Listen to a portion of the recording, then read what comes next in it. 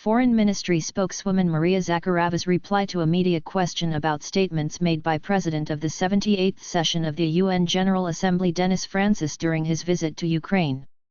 Question: During his visit to Ukraine, President of the 78th session of the UN General Assembly Denis Francis said when commenting on the situation in Ukraine that Russia's special military operation was a violation of the UN Charter. What would you say in this regard? Maria Zakharova: It is true that Denis Francis has made yet another portion of biased statements.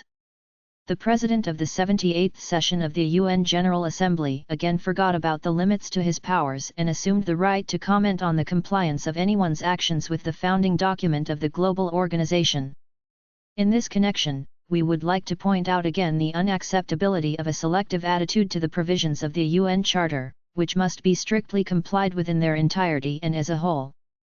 In particular, it is regrettable that the representative of Trinidad and Tobago overlooked Clause 3 of Article 1 of the Union Charter, which stipulates the member states' commitment to promoting and encouraging respect for human rights and for fundamental freedoms for all without distinction as to race, sex, language, or religion.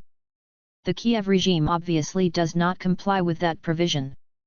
It has made Russophobia a state ideology, contrary to Article 10 of the Ukrainian Constitution that guarantees the free development, use and protection of the Russian language, and launched a war of annihilation of the Russian-speaking population of its former territories in 2014.